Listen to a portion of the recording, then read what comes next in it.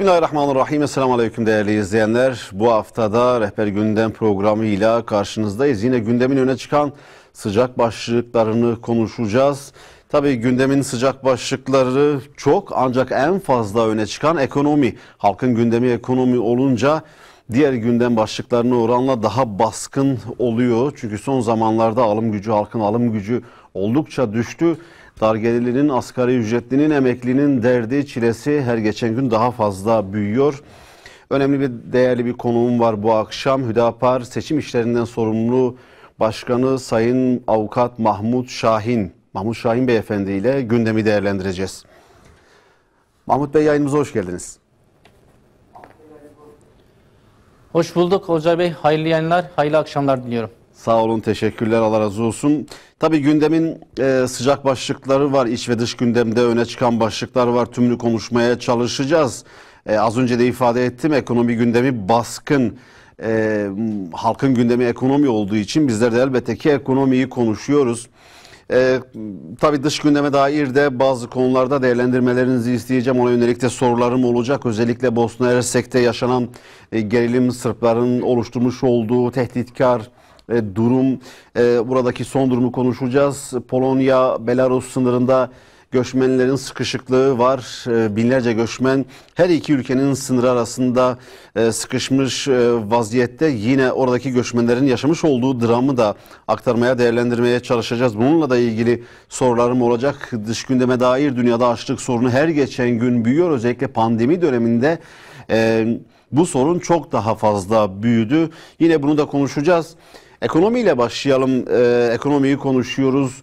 Şimdi Sayın Başkan, tabii genel veriler Türkiye ekonomisinin kağıt üzerinde büyüdüğünü gösteriyor. İstihdam artıyor, işsizlik azalıyor, Türkiye'nin kredi notu artırılıyor vesaire, bu gibi gelişmeler var. Ancak nedense ekonomideki bu kağıt üzerindeki olumlu gelişmeler bir türlü halkın cebine yansımıyor. Halk bu gelişmeleri, bu büyümeyi görmüyor. Genel ekonominin içinde bulunduğu olumsuz durumu değerlendirerek dilerseniz başlayalım. Şimdi tabii ekonomi daha çok ülkede yani göstergeler üzerinden, rakamlar üzerinden konuşulurken bugün hakikaten adeta halkın hemen hemen tüm katmanları arasında yani sadece işte bir aileyi geçindirmekle yükümlü olan bireylerin dışında aynı zamanda o ailenin bütün fertleri, yani yaşlısı, çocuğu, kadınıyla açıkçası konuşulan bir konu olarak artık ülkenin gündemine girdi. Tabii bu süreç aslında uzun zamandır Türkiye'de yani ekonomik anlamda bir takım sıkıntıların olduğu ve en önemlisi de ekonomiye dair sosyal adaletsizliğin olduğu noktasında hemen hemen herkes hemfikirdi. Fakat özellikle son 2-3 ay içerisinde gelişen olaylara bakıldığında açıkçası artık bunun çok daha derin bir krize dönüştüğünü söyleyebiliriz. Hatırlarsanız aslında ilk yani bu krizi yani ilk olarak kendisini hissettirdiği dönemlerde iktidar, hükümet adeta bu krizi aslında yok sayarak sadece sanki işte zincir marketlerin, büyük marketlerin yapmış olduğu bir takım işte oyunlar üzerinden, tekelleşme, kartelleşme üzerinden gelişen bir süreç olduğunu, dolayısıyla buna yönelik olarak da işte aldığı bazı tedbirleri açıklayarak adeta yani çok fazla bir sıkıntının olmadığını, krize dönüşmediğini söylemeye çalıştı. Fakat özellikle son birkaç haftadır ülkede gelişen hadiselere baktığımızda aslında krizin çok daha derin olduğu ve bunun ciddi anlamda ilerleyen süreçlerde daha da derinleşeceği noktasında hem halkta hem de açıkçası ekonomistler arasında ve siyasetçiler arasında ciddi bir endişenin olduğu, haklı bir endişenin olduğunu söyleyebiliriz. Şimdi tabii özellikle hükümetin ve Sayın Cumhurbaşkanı'nın özellikle gelinen noktada bu krizi yani kabul etmekten ziyade evet ortada bir sıkıntının var olduğunu ve bu sıkıntının daha ziyade dünyada gelişen bir enflasyonist bir baskı sonucu daha çok ortaya çıktığını ve bunu işte koz olarak yani gören, aynı zamanda fırsat olarak gören bir takım dış etkenlerin, dış mihrakların bu olayı adeta açıkçası ellerinde bir ciddi bir yani koza dönüştürdüğünü, fırsata dönüştürdüğü ve bunun üzerinden adeta bir saldırı ve geliştiğini ve bunun karşısında da kendilerinin bir kurtuluş, ekonomik kurtuluş mücadelesi verdiği noktasında söylemlerde bulundu. Yani bir Şimdi savaş, bunun bir savaş halinde miyiz? dış etken ayağı açıkçası Yani bir savaş halinde miyiz? Siz de Evet, Olcay Bey. Cumhurbaşkanı Erdoğan'ın bu anlamdaki açıklamaları, işte ekonomik kurtuluş savaş veriyoruz açıklaması önemliydi. Peki siz değerlendirirken bu süreci bir savaş süreci, ekonomik bir savaş süreci olarak mı değerlendiriyorsunuz? Yoksa öteden beri, hatta salgın sürecinden önce de var olan ekonomik sorunların birikip bugün patlak verdiğini mi söylüyorsunuz? Bu konudaki düşünceleriniz neler? aslında yani olay evet yani dünyada bugün yani yaşanan yani derinlikli krizden yani bahsedersek kesinlikle dünyada gelişen özellikle enflasyonist baskının çok önemli bir etkisinin olduğunu düşünüyoruz. Bunu biz de dillendiriyoruz. Zaten bu saklanacak bir hususa değil yani. Dünyada mesela enerji, gıda ciddi anlamda yani pahalı olmaya başlamıştır. Yani 2 katına 3 katına fırlayan bazı sektörler var, bazı maddeler var. Bununla birlikte fakat dediğim gibi Türkiye'nin gündeminden hiçbir zaman ekonomi ve bu ekonomik dengesizlik, sosyal adaletsizlik hiçbir zaman çıkmadı. Fakat son dönemde özellikle mevcut yani yönetimin kötü bir şekilde ekonomiyi yönettiğinden de bahsedebiliriz ki bu işin tuzu biberi olmuştur. Yani krizin bu derece yani halkı ve ülkeyi etkisi altına almasının en temel sebeplerinden bir tanesi de kötü yönetim. Yani bizim burada aslında sorgulamamız gereken ve üzerine durmamız gereken aslında budur. Neticede evet, dediğim gibi ülkedeki yani dünyadaki bir takım ciddi anlamdaki etmenleri ortadayken ama aynı zamanda bu ülke içerisinde yani bu kötü yönetime dair payı eğer ortaya çıkarmaz ve bu konuda sorumlu olanlar üzerine düşen sorumlulukları yani hatırlamaz ve bu konuda gerekli önlemleri almazsa burada asıl sorumluluk doğmuş olacak. Bizim kastettiğimiz yani doğru burada bir yani dünyadaki gıda, enerji sektörüne ilişkin dediğim gibi pahalılık ciddi anlamda Türkiye'yi de etkilemiş midir? Etkilemiştir. Ve bunun karşısında bir takım yani dış mihraklar, adını düşman mı koyarsınız, rakip mi dersiniz veya işte ne koyarsanız koyun. Dün de vardı aslında bu ülkelerin kendi aralarındaki yani bölgesel rekabeti olsun veya daha farklı alanlardaki bir takım yani rekabetleri aslında vardı. Yani sadece bugün bu durum ortaya çıkmış değil. Dolayısıyla bunu oraya bağlamak asla doğru değildir. Ve bunu tamamen yani dışarıdan bir saldırı gerçekleşmiş ve biz de işte milli bir mücadele veriyoruz şeklinde yani formüle etmek kanaatimizce meseleyi doğru olarak tanımlamamaktır, görmemektir veya kabul etmemektir. Bu daha büyük aslında bir krize sebep olmaktadır. Çünkü önlemleri aslında alamıyorlar ve halk da bu anlamda şeffaf bir şekilde bilinçlendirmiyor. Şimdi böyle bir durumla karşı karşıyayız. O yüzden biz yani meselenin evet dış boyutu olmakla birlikte ama asıl üzerine durulması gereken neticede bu krizi doğru bir şekilde yönetememek de bu işin tuzu biberi olmuştur. Bunun görülmesi gerekiyor ve bundan sonra buna ilişkin çözümlerin üretilmesi gerekiyor. Şimdi Mahmut bakın Bey, Mahmut Cumhurbaşkanı buna ilişkin olarak hep faize yükleniyor. Evet, doğrudur. Faiz hakikaten çok kötü bir şey. Ve bugün faiz demekle işin içerisine de sıyrılamazsınız. Aslında burada sorgulanması gereken sistemin yani ekonomik sistemin bizzat kendisidir. Ekonomik sistem ne? Kapitalist sistem. Ve kapitalist sistemin vazgeçilmez olan unsuru faizdir. Siz bir taraftan kapitalist sistemi kabul edip ya faizi ben bunun dışına itiyorum şeklindeki bir anlayışı yerleştiremezsiniz. İşin zaten temel sac ayağı budur. Dolayısıyla gerçekçi olmak gerekiyor. Evet, bugün hangi yönetim olursa olsun, kim gelirse gelsin, bugün hemencecik faizi sıfırlayabilir mi, kaldırabilir mi, faizsiz bir sisteme geçebilir mi? Asla bunu biz dillendirmiyoruz. Çünkü bu ekonomik bünyeyle alakalı olan bir yani aslında bir mesele.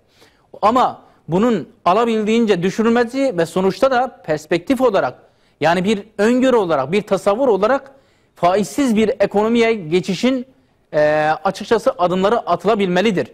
İndirile indirile bu sıfırlanabilir mi? Sıfırlanabilir. Ama bu anlamda bir öngörü ya da böyle bir tasavvur var mıdır? Açıkçası şu andaki ekonomik sistem içerisinde biz bunu göremiyoruz yani. Şimdi burada doğru bir bakış açısıdır. Buyurun Olcay Bey. Mahmut Bey, ben pardon araya giriyorum. Sizi de kesmek istemiyorum fazla ama şimdi faizler her düşürüldüğünde, Merkez Bankası her açıklama yaptığında piyasada büyük bir dalgalanma oluyor. Özellikle de döviz kurlarında bu dalgalanma yaşanıyor. Döviz kuru, hatta takip ettiniz siz de zaten biliyorsunuz. Geçtiğimiz salı günü yaşanan dalgalanmada 13,5 liraya kadar yükseldi. Bu bandı da gördü dolar TL kuru. Bunun tabii olumsuz yansımaları da piyasaya oluyor, olmuyor değil. A'dan Z'ye neredeyse her ürüne zam geliyor. Temel gıda ürünlerinden tutun enerjiye kadar ki tarihin belki de en yüksek oranında akaryakıta, benzine, motorine ve LPG'ye zam geldi.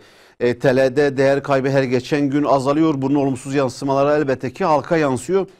Şimdi bu faizle mücadelede yaşanan bunun nedenleri olarak ortaya çıkan finansal bir saldırı mı var, yoksa ekonomimiz gerçekten, dışa bağımlı ekonomimiz gerçekten çok kırılgan mı? O üretmeyen ekonomimiz çok kırılgan mı? Bunun yansımalarını nasıl değerlendiriyorsunuz? Yani sadece finansal saldırı mı var, şimdi yoksa ekonomimiz daha dünyada yaşanan kırılgan mı yani? Dünyada yaşanan yani kriz daha çok özellikle gelişmekte olan ülkeleri daha fazla etkilediği doğrudur. Bunlardan biri de Türkiye'dir. Gelişmekte olan ülkelerden bir tanesi. Çünkü gelişmekte olan ülkeler aynı zamanda ciddi anlamda borçlanmayla karşı karşıya. Şimdi bir taraftan yani önlerine büyümeyi koymuş ve dolayısıyla dış borçla yürüyen bir ülke konumundayız. Ve dikkat ederseniz yani bu dış borçlanma da özellikle yani cari açıktan kaynaklanıyor.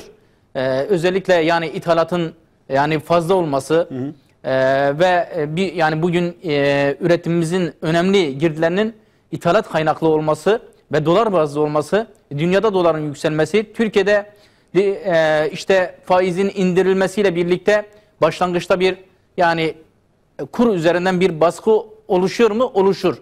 Bunda yani çok fazla bir itirazımız söz konusu değil.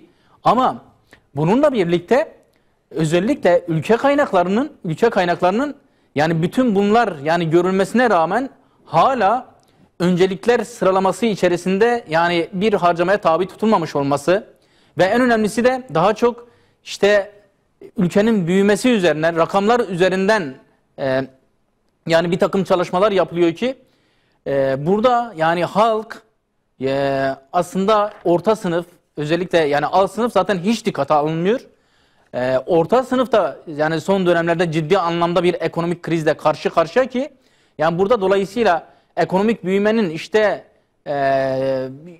şu olmuş, bu olmuş, bunun çok fazla bir önemi aslında yani neticede hayatın içerisinde hayatın gerçekliğinde çok fazla bir karşılığı yok. Çünkü ekonomik büyüme eğer halkın arasında bir sosyal refaha dönüşmüyorsa bu büyüme rakamları da ya da TÜİK'in açıklamış olduğu rakamlar da aslında çok fazla bir realitesi yoktur yani.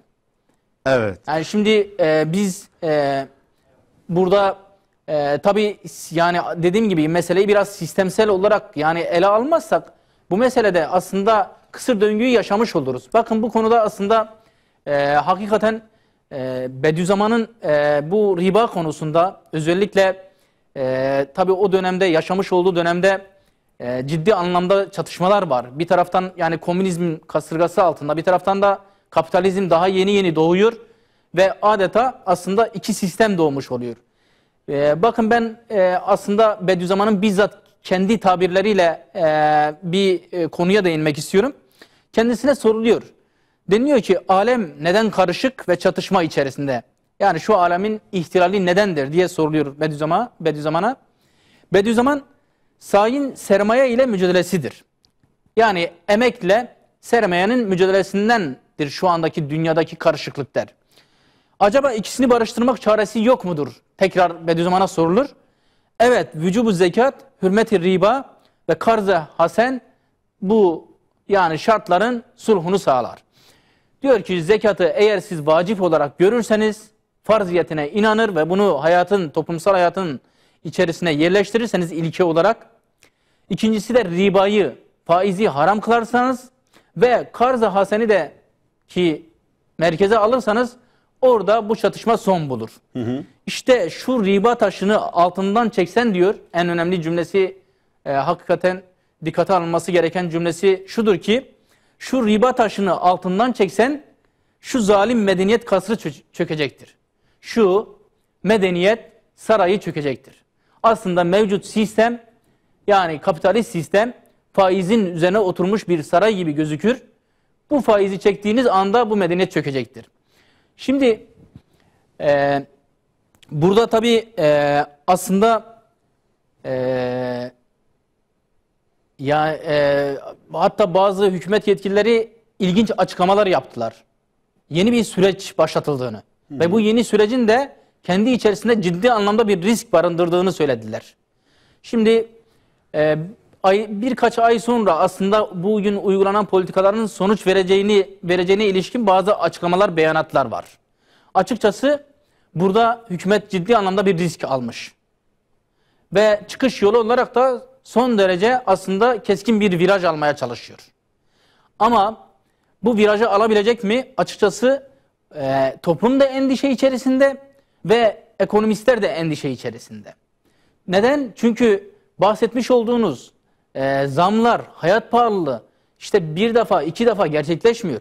Furya şeklinde adeta devam ediyor. Adeta zam yağmuruna tutulmuş ve nerede duracağı konusunda da kimsenin bir şeyi yok, bir öngörüsü yok. Bu en önemli sıkıntılardan bir tanesi bu.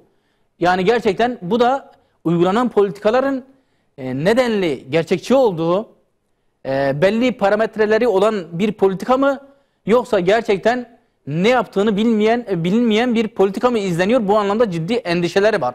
Dolayısıyla hükümetin, iktidarın, yetkililerin bu konuda çıkıp şeffaf bir şekilde bir bilinçlendirme yapması, almış oldukları tedbirleri de toplumla paylaşması ve bunun da yani bir şekilde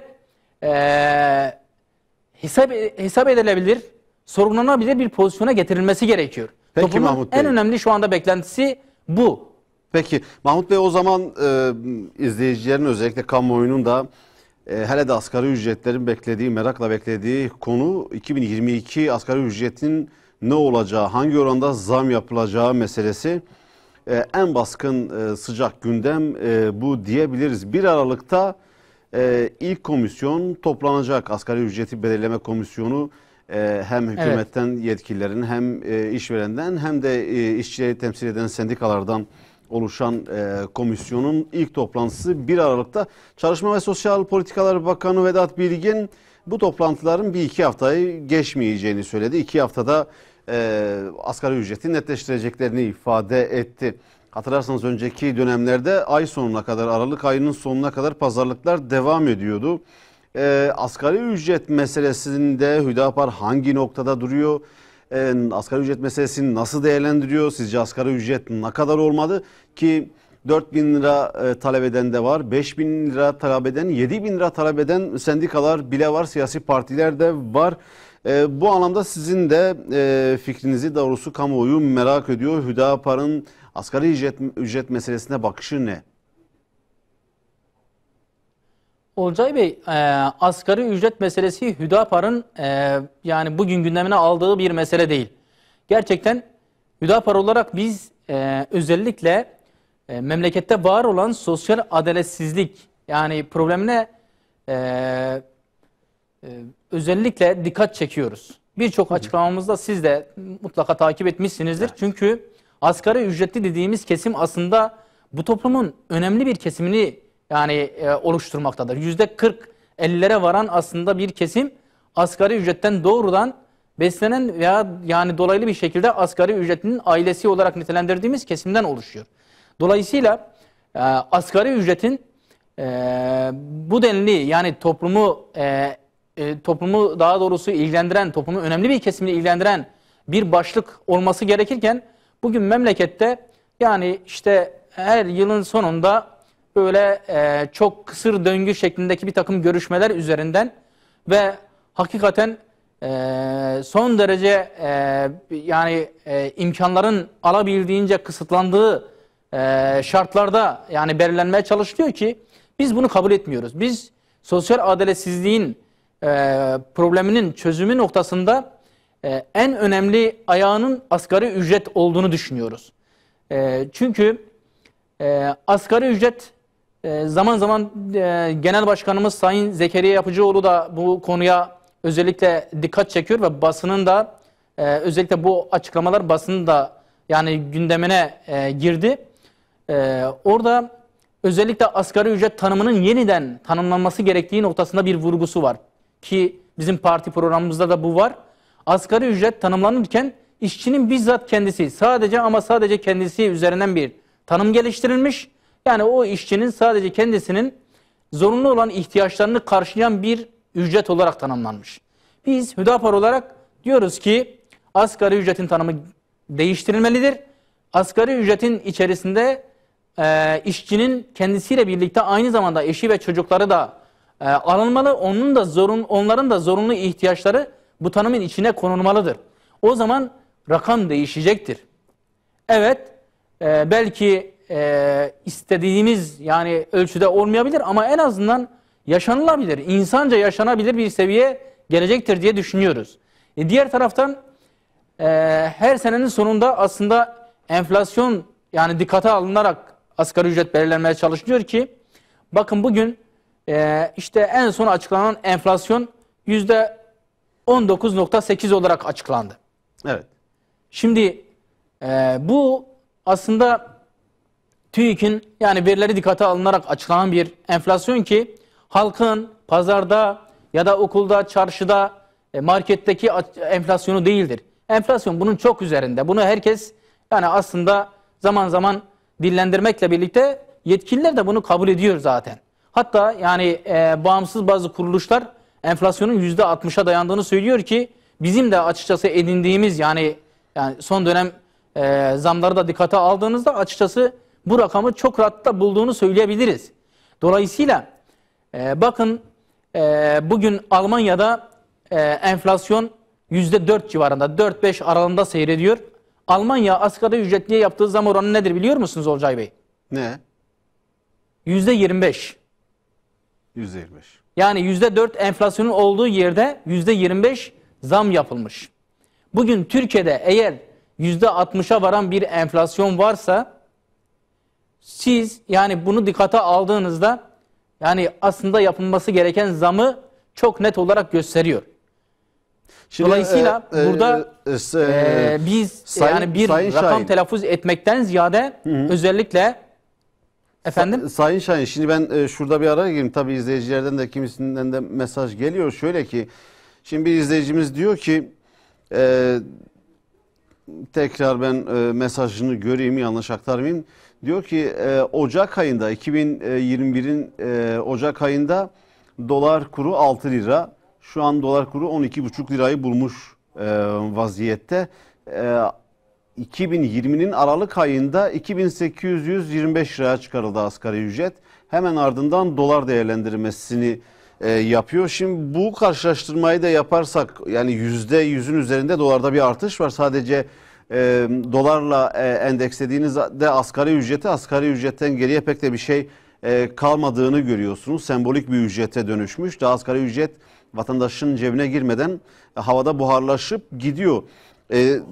Temel tüketim maddelerinden tutun enerjiye kadar birçok alanda da %100'ün üzerinde yine zamlar var.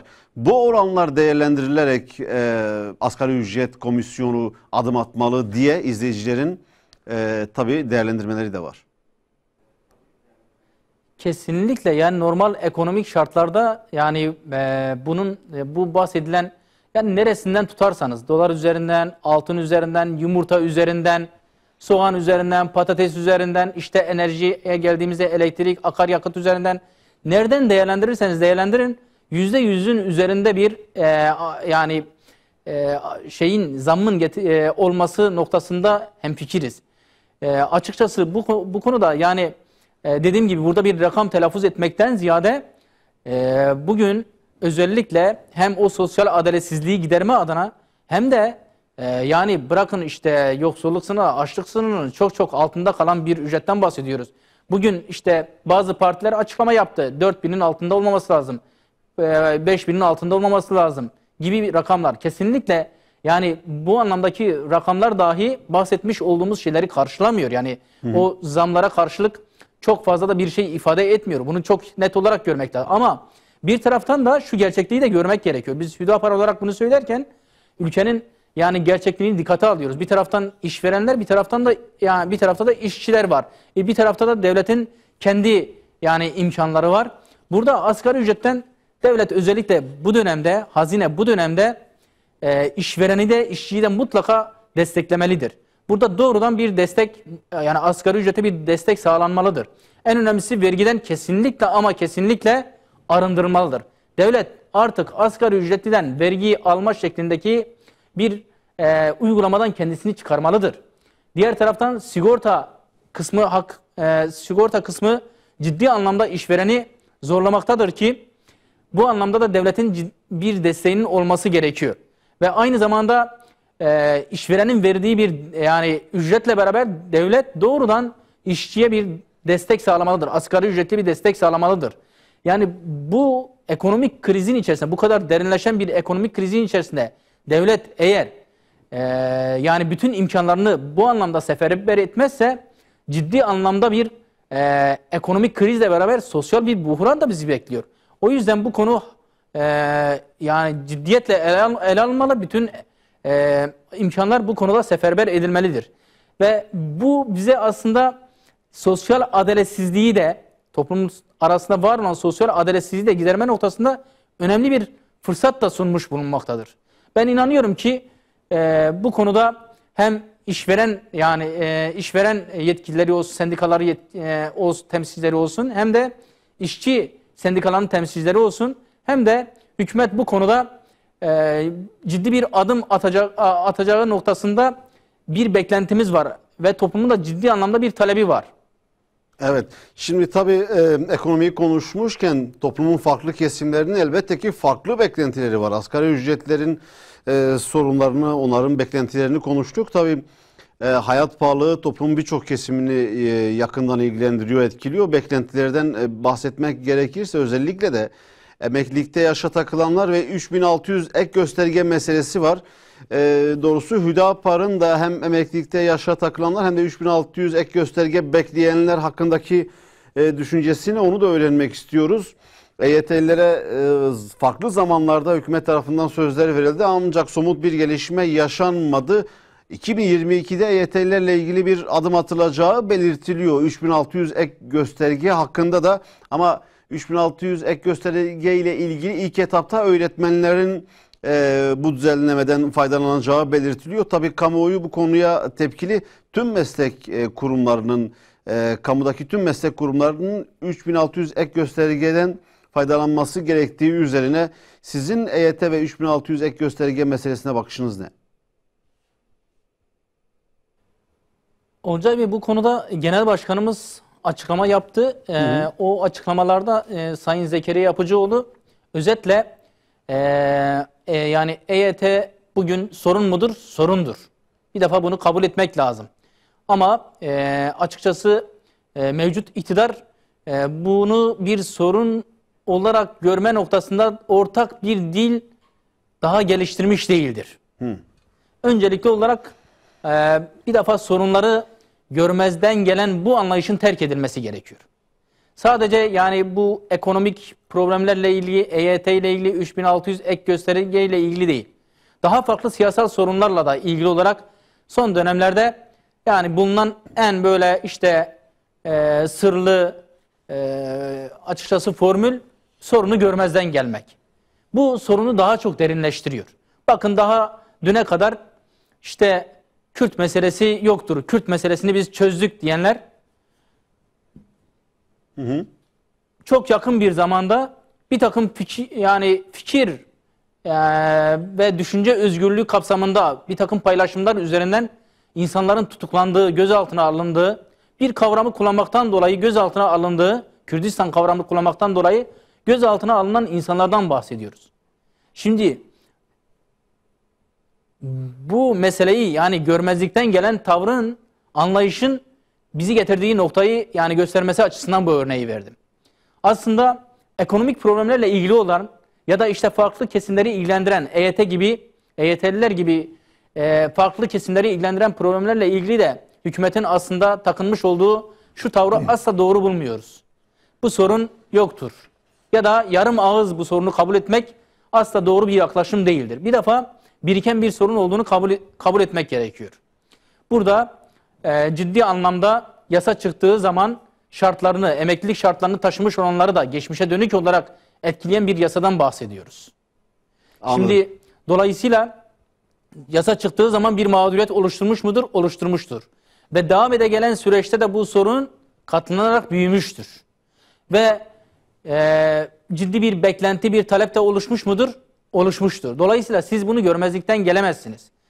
Genel Başkanımız Sayın Zekeriya Yapıcıoğlu'nun yapmış olduğu açıklamada mutlaka bu soruna kademeli bir emeklilik sisteminin tekrar getirilmesi, özellikle prim süresini doldurmuş olanların kademeli bir şekilde yaşın tekrar geriye çekilerek emekliliklerinin sağlanması noktasında bir formülün mutlaka ortaya konulması gerektiği noktasındadır. Peki. Biz Hüdapar olarak bunu bir sorun olarak görüyoruz. Evet. Ve prim süresini doldurmuş olmak şartıyla yaşın kademeli olarak özellikle oluşan mağduriyetleri de giderme noktasında geriye çekilmesi noktasında bir formülün üretilmesi gerektiğini düşünüyoruz.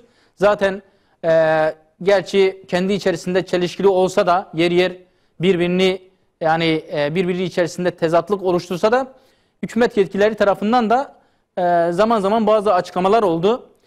Ben bunun da bir şekilde gündeme alınacağını, en azından kısmi olarak da çözüme kavuşacağı noktasında ümitlerimiz vardır. Evet. Peki o zaman şimdi Mahmut Bey az önce de sık sık vurguladınız sosyal adalet meselesini.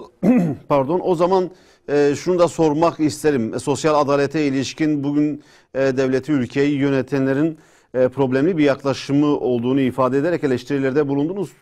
Hüdapar'a göre sosyal devlet nasıl olmalıdır? Sosyal adalet nasıl tesis edilebilir? Şimdi Olcay Bey, bu konu açıkçası dediğim gibi yani adeta bu sistemin var olduğu yani günden beri bu ülkenin gündemini hep işgal etmiş ve bir türlü de çözülememiş bir problem. Şimdi yaklaşım tarzı doğru olmazsa bu problem açıkçası çok da çözülecek gibi durmuyor. Burada yaklaşım tarzını ortaya koymak lazım. Biz Hüdapar olarak hep şunu söyledik. Biz herhangi bir partinin A veya B partisinin alternatifi değiliz. Biz doğrudan doğruya bu sistemin alternatifi olarak kendimizi konumlandırmış, parti programımızda açıkçası tamamen yepyeni bir sistem öngörüsü üzerinden ortaya koymuş bir partiyiz. Yepyeni bir sistemden kastım şu. Özellikle biz ve bu yeni sistemin de dizayn edilmesinde mevcut anayasanın önemli bir etken olduğunu düşünüyoruz. Mevcut anayasa hangi anayasa? Darbe anayasası. Darbe anayasasının en temelde yatan şey nedir? Devletin adeta kutsandığı, ilah gibi kutsandığı, halkın, milletin adeta yani bir hiçliğe itildiği bir pozisyondan bahsediyorum. Bu siyasal, sosyal anlamda böyle olduğu gibi ekonomik anlamda da böyle bir yaklaşım söz konusu. Dolayısıyla bu sistem bir defa insanı öncelleyen bir sistem değil. Yani hem siyasal, sosyal olarak hem de ekonomik olarak. İşte ekonomide de insanı öncelleyen bir sistem olmadığından dolayı mevcut anayasada insanı öncelleyen bir anayasa, insanların temel hak ve hürriyetlerini insanca, onurlu bir şekilde yaşamlarını sürdürme noktasında yani bir öncelik oluşturmadığından dolayısıyla sistem adeta kendisini hep korumuş, vatandaşı, milleti, halkı adeta yok saymıştır. Bu ekonomik alanda da böyledir. Ve dolayısıyla bu ne olmuştur? Belli bir süre sonra adeta yani açlık sınırında yaşayan bir kitle oluşmuş ve devletin de bunun karşısında bir çözüm üretmediği, sadece işte zengini daha fazla zengin eden, fakiri ise daha çok fakirleştiren adeta işte kur, faiz, enflasyon baskısı altında yani bir sosyal hayatın, ekonomik hayatın oluştuğu bir durumdan bahsediyoruz. O yüzden başlangıçta bir defa yani devlet şöyle kendisini tanımlaması gerekiyor. Vatandaş tanımını yeniden tanımlaması gerekiyor. Kendisinin adeta aslında bir siyasal sosyal organizasyon olduğunu ve temel varlık sebebinin de millet olduğunu, insanlar olduğunu kabul etmesi gerekiyor. Şimdi buradan yola çıkarsak problem aslında önemli oranda çözülür. O zaman siz devletin imkanlarını hem yani milletin açıkçası yani özellikle daha çok sosyal refah içerisinde yaşaması için sunmuş olursunuz. Hem de katmanlar arasındaki bu adaletsizliği gidermeye yönelik politikalar geliştirirsiniz. Fakat sistem böyle kendisini kodlamadığı için bu sorun daha da çok yani derinleşerek devam etmektedir. Yani bir defa sistemsel olarak yani meseleyi bu şekilde ortaya koyduktan sonra mevcut durum içerisinde ise işte bahsetmiş olduğum asgari ücretin özellikle iyileştirilmesi, doğrudan desteklenmesi, vergiden arındırılması, sigorta primlerinin devlet tarafından desteklenmesi durumunda aslında işverene de yani ciddi anlamda bir yük getirmeden çok yani bugünkü rakamın çok çok üzerine çıkarılabilir pozisyona getirebiliriz. Ama siz vergiden vazgeçmeyeceksiniz. Sigortayı yine işverene tamamen yükleyeceksiniz. Diğer taraftan vermiş olduğunuz ücreti aynı zamanda dolaylı yani vergiler üzerinden tekrardan geri alacaksınız. Şimdi böyle bir durumda sosyal adalet sağlanabilir mi? Şimdi asgari ücretli kısmı bu memleketin %40'ını 50'sini oluşturuyor. Böyle bir problem bahsetmiş olduğumuz yani rakamlara çekildiğinde önemli oranda o sosyal adaletsizliği en azından minimize etmiş olabiliriz. Fakat bugün yani bırakın asgari ücretliyi alt seviyede yani alt gelirli kesim zaten yani açlık sınırının çok çok altına düştü. Bugün orta seviyede dediğimiz insanların dahi açlık sınırına dayandığı bir pozisyondan bahsediyoruz. Evet. Bakın bugün işte ne deniliyor? Ülkenin işte mesela yani kişi başına düşülen milli geliri $8.000'dan bahsediliyor. Yani şimdi biz de toplumun arasında yaşıyoruz. Siz de yaşıyorsunuz. Bugün herkes $8.000 civarında bir yani milli gelirden payını mı alıyor? Büyüme rakamları üzerinden payını alabiliyor mu? Hayır. Hele özellikle yani İstanbul'da rakam diyelim ki 6 ise Ankara'da 5'e düşüyor. İşte Malatya'da 4'e, Diyarbakır, Elazığ derken böyle ciddi anlamda bölgesel anlamda da yani bir sosyal adaletsizlik söz konusu. Şimdi bakın yani yakın zamanda açıklanan özellikle bankalarda mevduat yani hesapları üzerinden gidersek o zaman sosyal adaletsizliğin ne boyutlara vardığını çok net olarak görebiliriz. Bakın Olcay Bey, yakın bir zamanda Türkiye'de bankalardaki mevduat hesabının toplamının $300 milyar civarında olduğu söylendi. Şu $300 milyar yaklaşık olarak %50-55'ine yakın olan kısmının %0.4'e yani 4'ün elinde olduğu söyleniliyor. Bu ne demektir? Yani bu 300 milyar mevduat hesabının yaklaşık olarak 150 milyar dolarının sahipleri kimler? %1'e tekabül etmiyor. Ve bu şekilde devam ediyor. Şimdi böyle bir sosyal adaletsizliğin oluştuğu ortamdan bahsediyoruz. O yüzden özellikle hükümetin asgari ücretliyi desteklemesi, memur, emekli, işçi emeklisini yani enflasyona ezdirmemesi çok önemli bir adım olacaktır. Ama bunu nasıl sağlayacaktır? Bunu bence yani problemi gördükten sonra, kabul ettikten sonra sağlanabilir. Ama bugün yolsuzluklar, rüşvet, talan, israf gibi mesela bir takım şeylerin önüne geçilse dahi buradan çok rahatlıkla bir takım imkanlar oluşturulabilir. Ama siz kalkıp yani işte bu derin ekonomik kriz karşısında bakın o kadar sorumsuzca bazı açıklamalar oluyor ki vatandaş hakikaten bu anlamda haklı olarak ciddi tepkili. Bakın bazı milletvekilleri şu açıklamayı yaptı. İşte nedir? Ya doğrudur bir kriz var ama işte ne yapalım? Yani bugün işte 2 kilo ayda et alıyorsanız bunu yarım kiloya düşürün. 2 kilo domates alıyorsanız işte bunu taneye düşürün falan filan. Ya da işte ekmek soğan yeriz biz yine de işte kimseye boyun eğmeyiz. Daha farklı işte öğrencilere ilişkin bir takım açıklamalara baktığımızda yani bunlar böyle Şimdi Mahmut Bey siz akla ziyan açıklamalar. Mahmut Bey siz ekmek soğandan bahsetmişken yani ekmek soğan yeriz kimseye de muhtaç olmayız diyenler var diyorsunuz ama bu gidişle insanlar ekmeği de bulamayacak. Çünkü ekmeğe neredeyse hemen her gün zam geliyor. Farklı şeyler adına bunu söylüyorum. Çünkü belli bir oranda ekmek fiyatları da arttı Türkiye'de. Kimi şehirlerde un sıkıntısından, un kıtlığından dolayı fırınlar, bakkal ve marketlere artık ekmek satmadıklarını, ekmek vermediklerini, sadece bazı şehirlerde fırınlarda ekmek bulunabildiğini de hatırlatalım. Ekmek soğan yeriz diyenler adına bunu söylüyorum. Dilerseniz ekonomi gündeminden, halkın gündeminden... Olcay Bey ben bu konuda son bir şey söyleyeyim. Buyurun.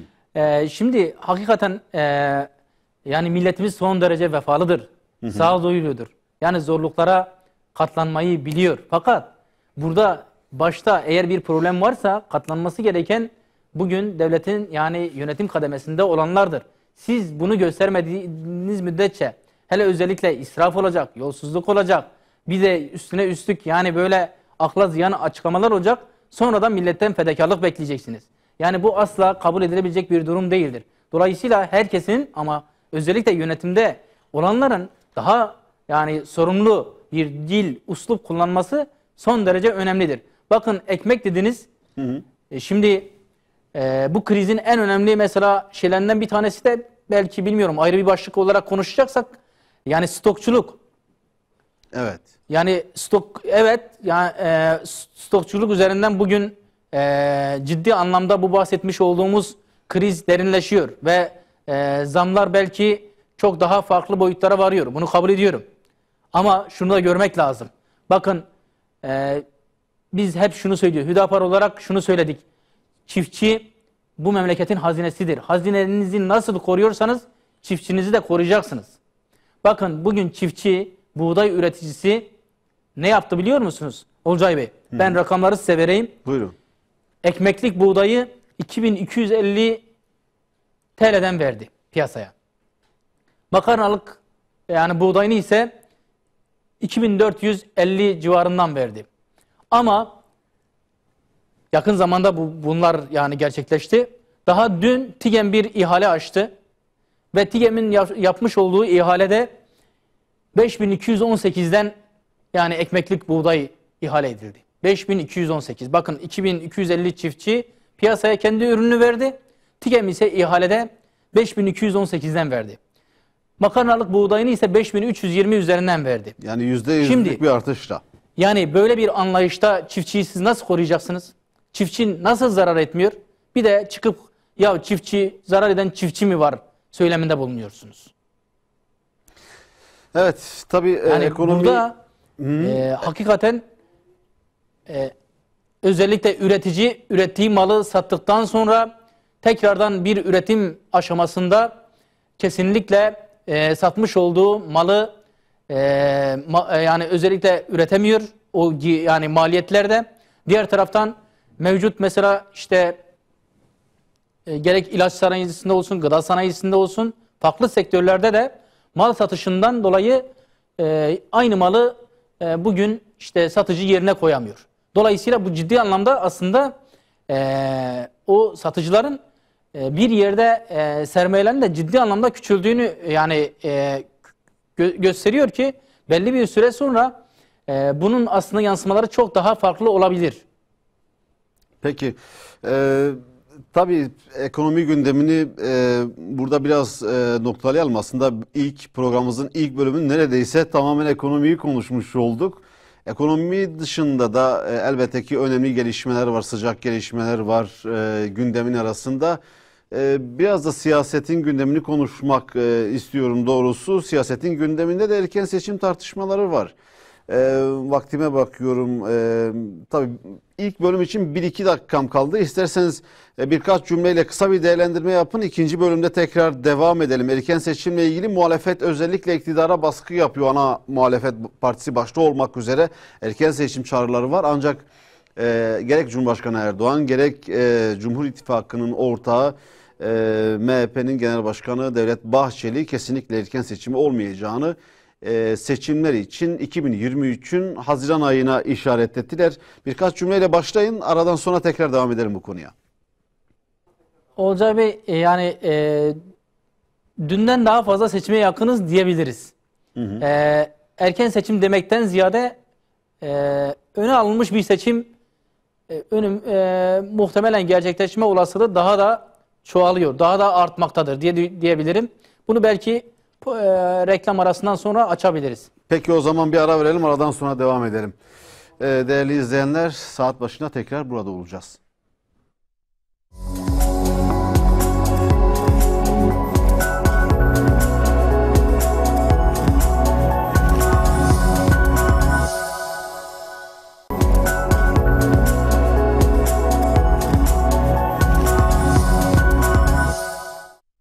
Kısa bir aradan sonra tekrar karşınızdayız. Rehber gündemde Avukat Mahmut Şahin, Hüdapar Seçim İşleri Başkanı ile birlikte haftayı değerlendiriyoruz. Daha doğrusu Hüdapar Seçim İşleri Başkanı Mahmut Şahin'den haftanın değerlendirmesini alıyoruz. Halkın gündemini, sizin gündeminizi, ekonomi gündemini konuştuk. Siyasilerin gündemine geldik. Siyasilerin gündeminde ilk sırada erken seçim tartışmaları vardı. Bir virgül koymuştuk burada. Mahmut Bey, dilerseniz virgül koyduğunuz yerden devam edebilirsiniz. Evet Olcay Bey, yani erken seçimle ilgili sormuştunuz. Ben gördüğüm kadarıyla seçim 2023 öncesinde yapılma şartları daha çok olgunlaşmaya başladı. Özellikle bunu gören muhalefet partileri seslerini yükseltmeye başladılar. Bu anlamda tabii seçimi aslında zorlayan en temel sebeplerden bir tanesi de ülkedeki ekonomik, siyasal, sosyal yani şartlar da tabii önemli etkenlerden bir tanesi. Diğer taraftan Cumhurbaşkanı'nın yani 2'den fazla seçilebilmesinin en temel şartlarından bir tanesi bazı yani tabii yorumculara göre, anayasa yorumcularına göre özellikle erken bir seçim yapıldığı takdirde ancak tekrardan aday olabileceği yani görüşü de dikkate alındığında 2022 yılı içerisinde muhtemelen bu Kasım ayı olma ihtimali daha yüksek.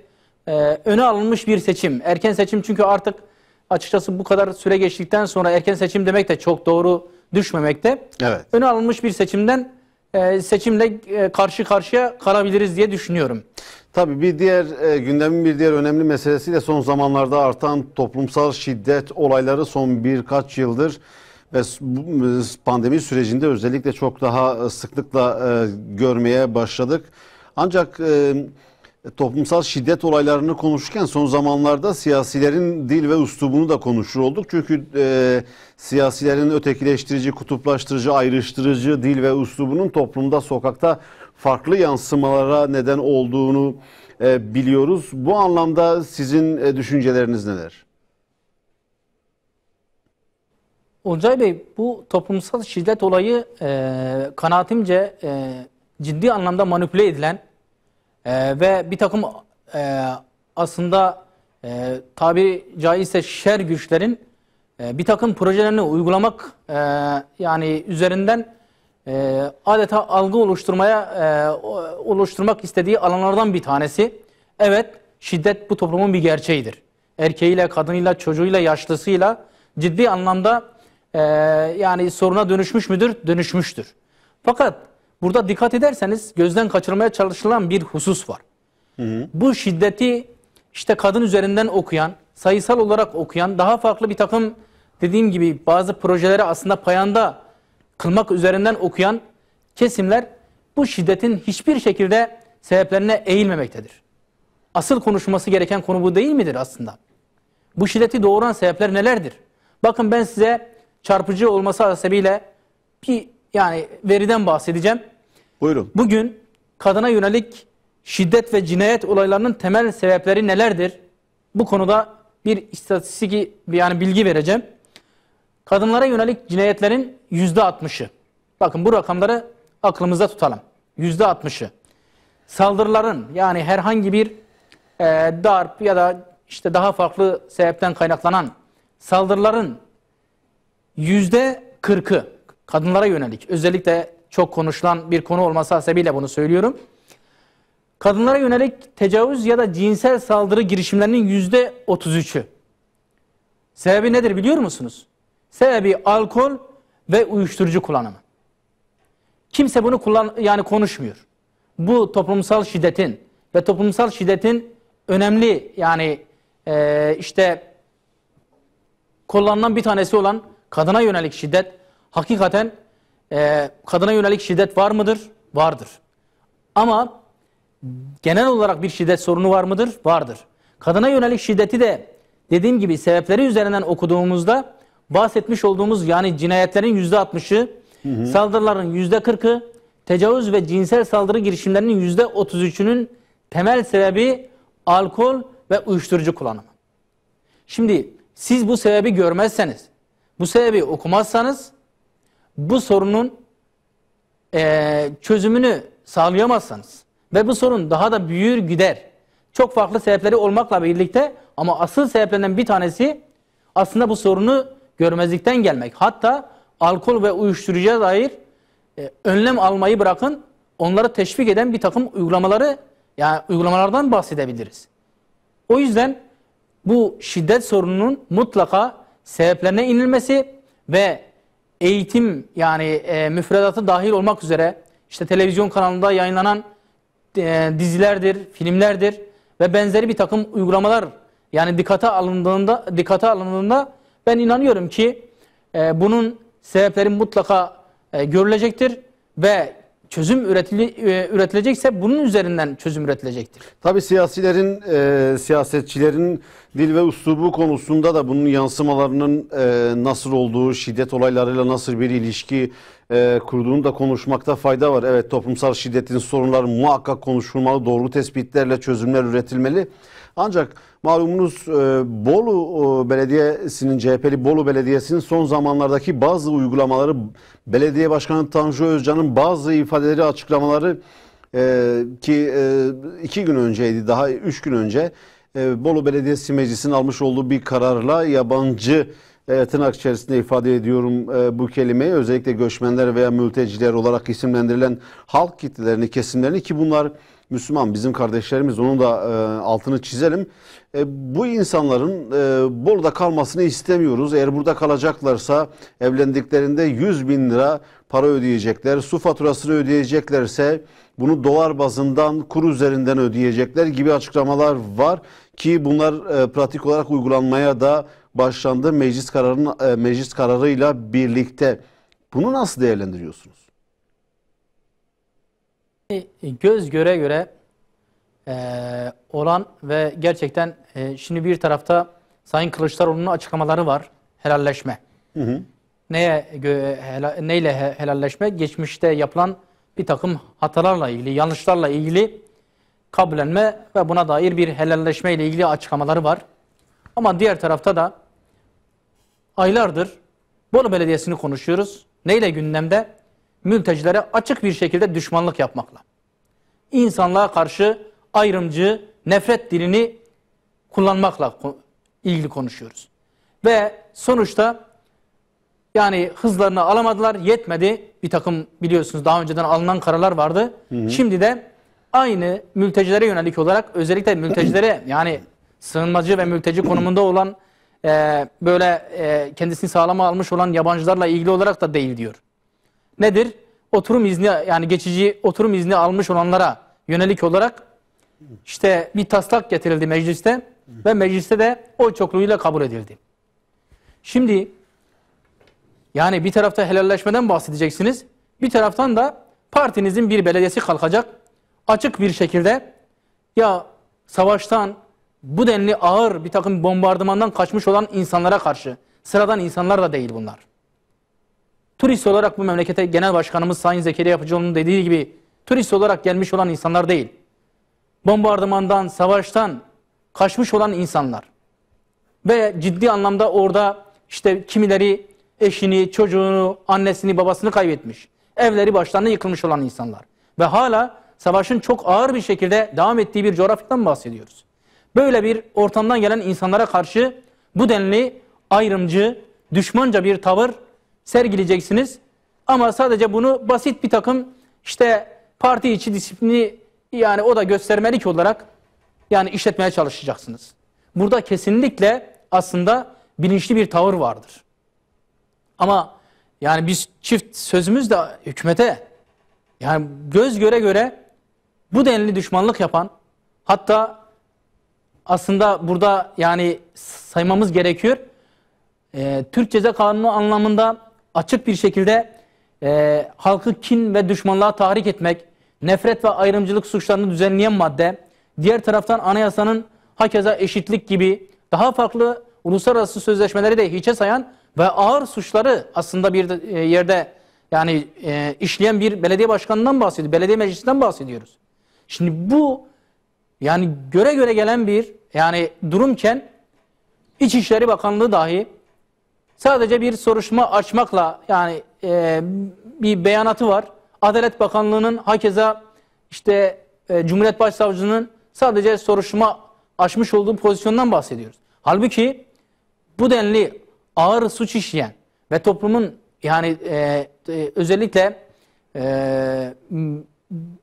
geçici izinle oturum almış olan bu kesimini adeta düşmanlaştıran ve hatta hedef gösteren bu uygulamalarına karşı sadece bu mu yapılacak? Aslında bu belediye başkanının, bu kararı alan belediye meclis üyelerinin bir gün dahi orada bekletilmemesi gerekiyor. Derhal görevden bir şekilde yani o memleketin, o ilin aslında selameti açısından da bir şekilde görevden el çektirilmeli gerekiyor. Soruşturma devam etsin. Ama soruşturmayı açacaksınız. Peki. Ondan sonra kendi halinde yürüyecek. Herkesin yaptığı yanında kar kalacak. Sonuçta da ne olacağı belli olmayan yani bir süreçle karşı karşıyayız. Siz bunun önünü etkili, caydırıcı bir yöntemle eğer almazsanız yarın çok daha farklı uygulamalarla karşı karşıya kalırız. Adeta bugün bir belediye kendisini mevcut merkezi yönetimden bağımsız okuyor, federatif bir yapıya sahipmiş gibi bir uygulamayla düşmanlık yapıyor yani. Yani söz konusu tabii ki... Dolayısıyla bunun mutlaka yani caydırıcı bir şekilde önünün alınması gerekiyor. Aksi takdirde çok daha yani vahim bir takım uygulamalarla karşı karşıya kalırız ki bu durumda asla kabul edilemez. Peki tabii söz konusu insan olunca herkesin çok daha fazla dikkatli olması gerekiyor. Kimi ismine yabancı, kimi ismine mülteci, sığınmacı, göçmen diyebilir ama onlar en nihayetinde insan. Bununla birlikte bir de bu insanlar Müslüman, bizim din kardeşimiz, çok daha hassas olmalıyız bu konularda. Şimdi Hüdapar genç bir parti. 2012 yılında 19 Aralık yanılmıyorsam 19 Aralık 2012 yılında partiniz kuruldu. Türkiye'nin genç partisi. Gençliğin de Hüdapar'dan beklentileri var. Biraz da onu konuşmak isterim doğrusu. Hüdapar'ın gençlere bakış açısı, gençliğe bakış açısı ne? Hüdapar gençliğin beklentilerini, taleplerini karşılayabilecek mi? Nasıl karşılayacak? Hüdapar nasıl bir gençlik tahayyül ediyor, arzuluyor? Bu konudaki değerlendirmelerinizi de almak isterim. Olcay Bey, şimdi genelde gençler konuşulduğu zaman özellikle siyasiler tarafından yani belli harflerle tarif edilmeye başlandı son dönemlerde. Gençlerin işte eğilimleri, siyasi eğilimleri üzerinden daha çok tanımlamalar geliştirilmeye başlandı. Ve aslında adeta son dönemlerde dikkat ederseniz yani iktidarıyla, muhalefetiyle gençlerin problemiyle yani ilgilenmekten ziyade daha ziyade yaklaşan bir seçim seçim var ve seçim atmosferine yani girmekle birlikte özellikle bir oy deposu olarak baktıklarını yani çok üzülerek yani bunu görüyoruz ve bunun üzerinden de özellikle bazı söylemler geliştiriliyor. Hatta tabiri caizse içi boş bir takım hamasi söylemlerle yine aslında sorunları yani sorunları da görmezlikten gelinerek bir siyasi dil, üslup kullanılıyor. Biz Hüdapar olarak bu anlamda açıkçası materyalist bir bakış açısıyla gençlere bakmadığımız gibi aynı zamanda asla ve asla işte tamamen siyasi bir takım endişeler ya da işte seçmen ya da işte bir oy deposu endişesiyle asla meseleye bakmıyoruz. Çünkü bizzat bu meselenin içindeyiz. Bu mesele bizim meselemiz, bizim çocuklarımızın meselesi gözüyle bakıyoruz. Ve onları bir taraftan maneviyatını güçlendirmekle bir takım programlar yapıyoruz. Diğer taraftan da geleceğe dönük olarak da hem ekonomik hem de sosyal refahlarını sağlayacak çalışmalar içerisinde bulunuyoruz. Evet, gücümüz, imkanlarımız kısıtlı. Fakat bizim bu anlamda bir tasavvurumuz söz konusudur. Yapamadığımız noktalarda da özellikle de yapıcı bir takım eleştirilerle, tavsiyelerle açıkçası azami derecede de mevcut iktidarı, yönetimi etkilemeye çalışıyoruz. Doğru adımlar atma noktasında etkilemeye çalışıyoruz. Siyasetimiz aslında bu minvalde. Biz bu konuda evet imkanlarımız kısıtlı fakat yakın zamanda gençlik kollarımızın yapmış olduğu çalışmalarla ben inanıyorum ki gençlerimizin elinden bir şekilde tutacağız.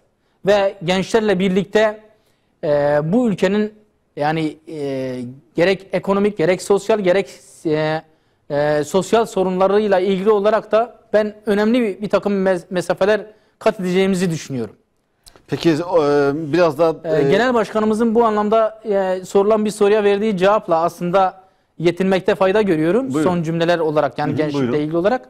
İşte Elif gibi dimdik kendi medeniyet tasavvuru üzerinden, kendi medeniyeti üzerinden adeta yani boy vermiş ve geleceğe dönük ciddi anlamda bir takım idealleri olan bir gençlik.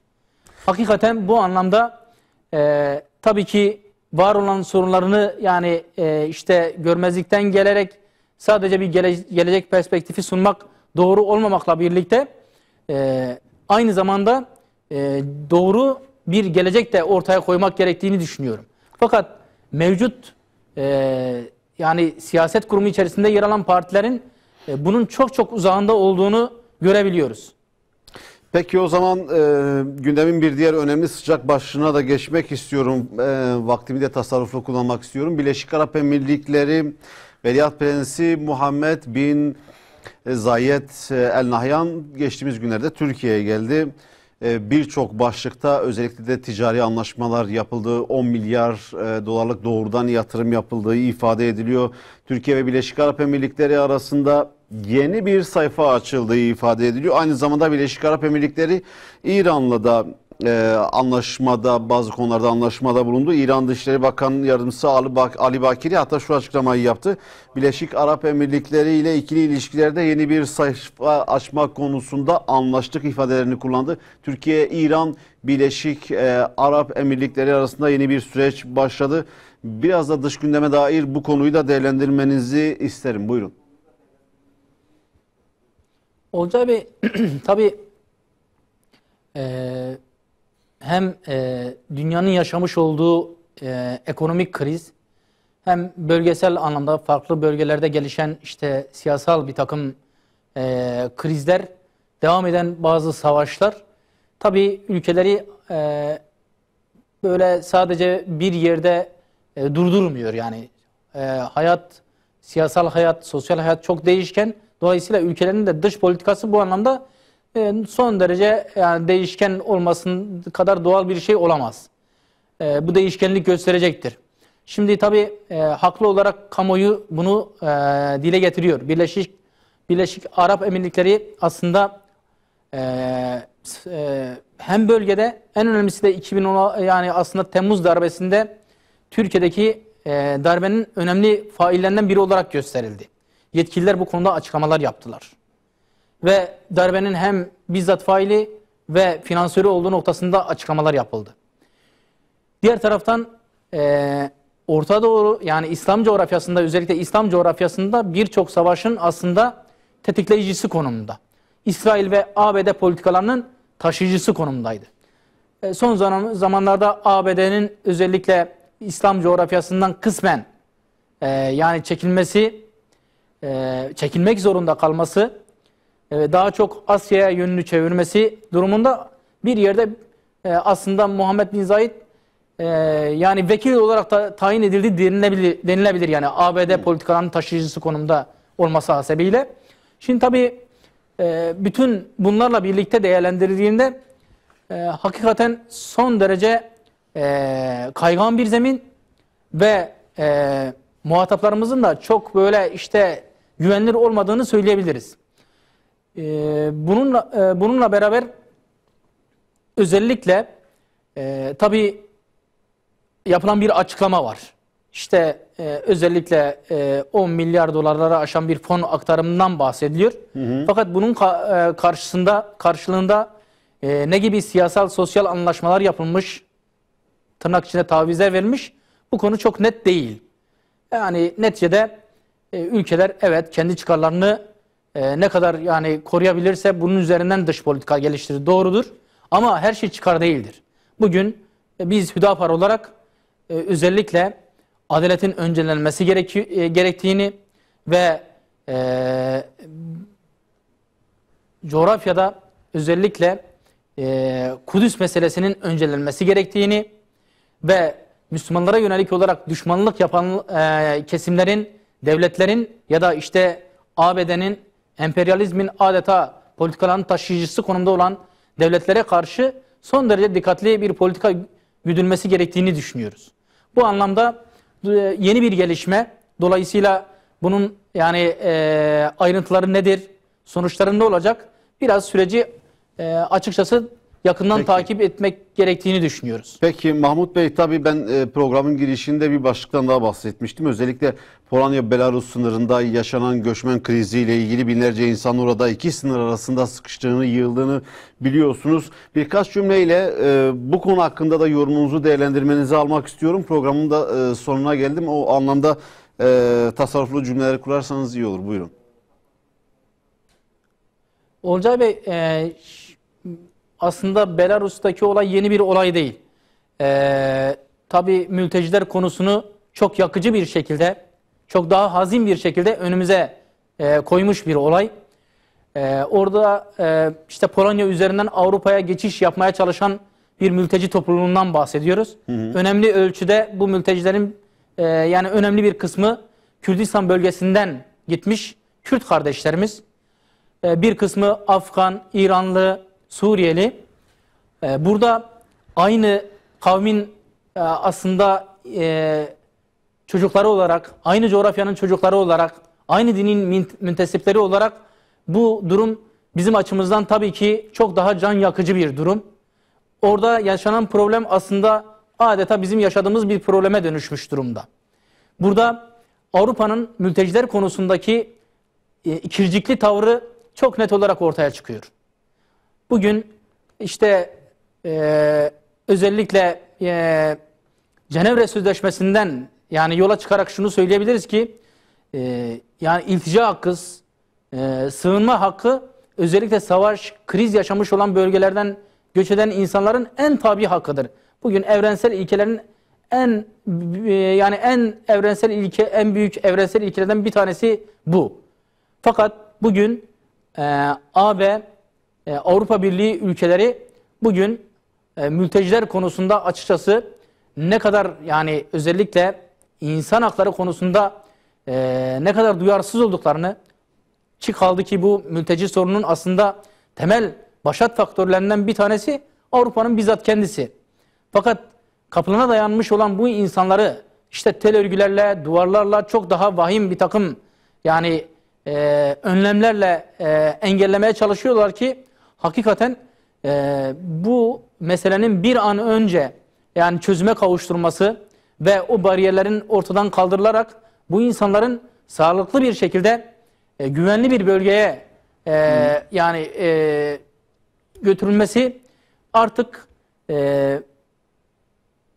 katlanamaz bir sürece dönüşmüş ki biz Hüdapar olarak hem Türkiye'nin hem de uluslararası kamuoyunun bu meseleye yani bahsetmiş olduğumuz hem uluslararası kriterler, anlaşmalar ve evrensel ilkeler üzerinden hareket etmesi gerektiğini düşünüyoruz.